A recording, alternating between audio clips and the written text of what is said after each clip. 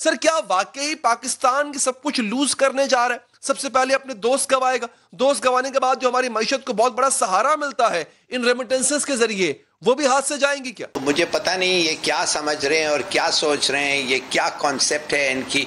वो देखिए, सीधी सादी बात ये है कि इन्होंने ये किया क्यों। आपको पता है, मैं ये भी पढ़ रहा था, पहले कुछ 14,000 इंडियंस रशिया के अंदर है, 10 लाख और चला गया।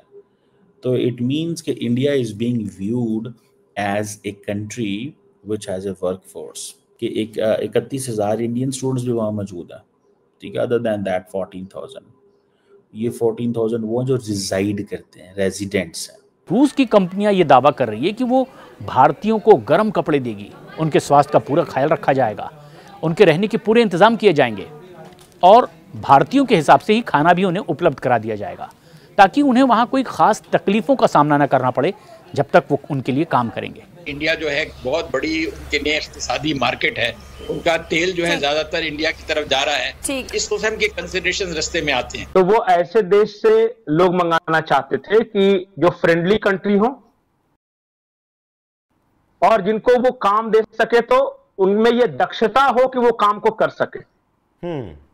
तो उन्होंने ढूंढा इधर उधर से, लेकिन सबसे बेहतर वर्कफोर्स आज भारत के पास है। इससे ये पता चलता है कि देखिए अब होता क्या है, India for the Russians is a comfortable place and for Russians India is a comfortable place because friendly Nations हैं। दोस्तों नमस्कार। रशिया पिछले 4 साल से वॉर में फंसा हुआ है और उसके पास मैन पावर खत्म हो गई है अपनी मशीन इंडस्ट्री को चलाने के लिए। इसलिए रशिया ने भारत से रिक्वेस्ट की है कि हमें इस साल के आखिर तक 10 लाख स्किल्ड वर्कर चाहिए इंडिया से, और जल्दी ही इंडिया सारा प्रोसेस शुरू करके भेजना शुरू भी कर देगा यहाँ से लोग, क्योंकि ऐसा मौका बार बार नहीं आता। इससे पहले हमने इजराइल को भी 1 लाख स्किल्ड वर्कर भेजे थे। ये दोनों देश हमारे सबसे अच्छे दोस्त हैं पूरी दुनिया में, और दोनों ने हमारी इंडिया पाक वॉर के टाइम कई बार हेल्प की थी। रशिया तो अपनी पूरी न्यूक्लियर फ्लीट लेकर आ गया था हमारे लिए, जिसे देख अमेरिका पीछे हट गया था। जब से ये खबर आई है तब से पाकिस्तान समेत पूरी दुनिया हैरान है, क्योंकि वेस्टर्न कंट्रीज खासकर यूएसए को ये बिल्कुल भी पसंद नहीं आएगा कि हम रशिया से ऑयल भी ले रहे हैं, वेपन्स भी ले रहे हैं और अपने स्किल्ड लेबर को भेज रहे हैं वहां पर। इसलिए ट्रम्प की पार्टी के कई लोगों ने खुलकर बोलना शुरू कर दिया है कि इंडिया के ऊपर 500% टैरिफ लगाना चाहिए, क्योंकि हम ऑयल लेते हैं और बाकी बिजनेस भी करते हैं उनसे। लेकिन अमेरिका की इतनी हिम्मत नहीं है कि वो हम पर टैरिफ लगा दे। उससे हमारी बहुत जरूरत पड़ने वाली है फ्यूचर में चाइना को काउंटर करने के लिए, क्योंकि चाइना का कुछ नहीं पता कब ताइवान पर हमला कर दे। फिर अमेरिका का सपोर्ट केवल भारत ही कर पाएगा, क्योंकि और किसी के पास ना तो इतनी पावर है ना ही हिम्मत है चाइना से। भारत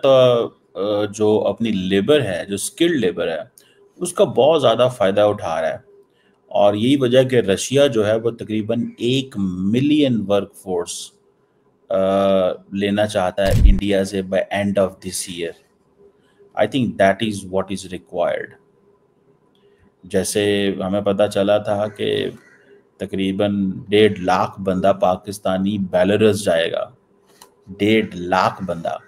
इसी तरह रशिया जो है वो भी तकरीबन 1 मिलियन, यानी कि आप देखिए 10 लाख बंदा उनको इंडिया से चाहिए, बिकॉज लेबर शॉर्टेज हो गई है, पर्टिकुलरली इन इंडस्ट्रियलाइज्ड एरिया में अंदर। और आप देखें कि इस साल का जो आखिर है उसमें स्पेशलिस्ट इंडिया से जाएंगे और वो डिफरेंट जगहों पे वो जाएंगे। सो एक तो इससे ये पता चलता है कि इंडिया रशिया ताल्लुकात आज भी इंटैक्ट हैं, डिस्पाइट द फैक्ट कि ये बातें चली थी कि जब मोदी साहब ने कहा कि this is not an era of war, तो पुतिन को बुरा लगा, डिस्पाइट द फैक्ट कि Russia remained neutral in India Pakistan conflict. समझ रहे हैं बात? दोनों साइड्स ने एक दूसरे को झटका लगवाया, दोनों साइड्स ने एक दूसरे को बताया। आपको पता है जो बायलैटरल ट्रेड है, मेरा ख्याल है इफ जो मैंने देखी है अभी तक 2024-25 में, 2024-25 में, that is about $68 billion between both the countries. और remember before war in Russia Ukraine की वॉर से पहले ये $8 अरब थी। सो इन 2021 तक जो थी ये जो बायलैटरल ट्रेड थी दैट वाज $8 बिलियन। ये जो बाकी का $60 अरब है, इसका तेल इंडिया ने खरीदा है $60 बिलियन। हालांकि जो इंडिया के जो टोटल एक्सपोर्ट्स हैं, goods export to Russia, they are $4.6 billion. जो इंपोर्ट है दैट इज $61 बिलियन, लार्जली सारे का सारा जो है वो एनर्जी प्रोडक्ट्स, क्रूड ऑयल है, पेट्रोलियम प्रोडक्ट्स, कोल, ये इस तरह फर्टिलाइजर वगैरह, और रशिया के ऊपर डिस्काउंटेड क्रूड एंड फर्टिलाइजर्स दे रहा है। इंडिया वही 1-2 रुपए की चीज लेके 4 रुपए की बेच रहा है। सो ये एक चीज that is where you must understand. So ये इंडिया ने जो पुराना ताल्लुक रशिया के साथ बनाया हुआ था, दैट इज पेइंग देम, वो उनको पे कर रहा है, एंड दे डू अंडरस्टैंड कि हाँ जी हमें इसी तरह ही चलना है। मुझे ऐसे ज़ाती तौर पे लगता है कि ये जो कुछ हो रहा है इस वक्त, यानी कि जो इंडिया रशिया ट्रेड है, ठीक है जी, अपनी जगह पे मतलब वो सारा देखते हुए, आपको पता है मैं ये भी पढ़ रहा था, पहले कुछ 14,000 इंडियंस रशिया के अंदर है, 14,000। अब आप देखें 14,000 से 10 लाख और चला गया, तो इट मीन्स कि India is being viewed as a country which has a work force. अच्छा, इंडियन स्टूडेंट्स भी बहुत बड़ी तादाद में है, और ये जो उनमें से कहा जाता है कि 31,000 इंडियन स्टूडेंट्स भी वहाँ मौजूद है, ठीक है, अदर दैन दैट 14,000। ये 14,000 वो जो रिजाइड करते हैं, रेजिडेंट्स हैं। 31,000 के करीब इंडियन स्टूडेंट्स हैं जो कि रशियन यूनिवर्सिटी में मेडिसिन, इंजीनियरिंग, इन चीज़ों में पढ़ते हैं। आपको याद होगा जब इजराइल और फ़लस्तीन के दरमियान, जो गज़ा हमास के दरमियान जंग शुरू हुई, तो उस वक्त जो इंडियन लेबर फोर्स थी वो कहाँ गई थी? वो सारी की सारी लेबर फोर्स इंडिया की इजराइल गई थी। So India is taking advantage of wars. देखें, और इसमें ये होता है कि आपका क्या, how you are going to be, आप कैसे रेलिवेंट होंगे, ये सवाल है। मिसाल के तौर पे भाई जंग हुई गजा और हमास और इजराइल के बीच में, who is the beneficiary? India. कैसे वर्क फोर्स इजराइल चलेगी? वो बंदे जो इंडिया के अंदर 40,000 रुपये कमा रहे होंगे, वो इजराइल के अंदर जाके 3 लाख कमा रहे हैं।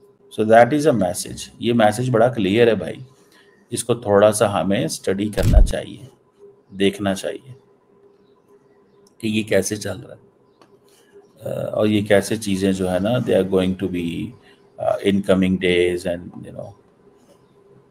सो इंडिया ने बेसिकली अपनी वर्क फोर्स जो है उसको अहमियत देता है, इसलिए कहते हैं ना स्किल्ड लेबर चाहिए। आपकी जो स्किल्ड लेबर है ना वो चाहिए आपको, और आपको कुछ नहीं चाहिए। सो इससे ये पता चलता है कि देखिए अब होता क्या है, India for the Russians is a comfortable place, and for Russians India is a comfortable place because friendly Nations है। बेसिकली अपॉर्चुनिटी क्रिएट कर रहे हो ना, ये अपॉर्चुनिटी इंडियंस यूरोप में ढूंढ रहे हैं, अमेरिका में ढूंढ रहे हैं।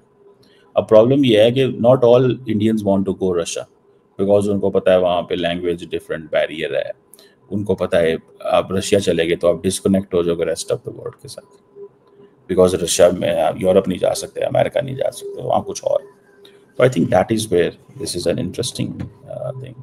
लेट्स सी क्या इसमें होता है, but after Israel Gaza Hamas war, India is also beneficiary of this war in a sense के बिजनेस भी कमा लिया और लेबर फोर्स भी भेज दी।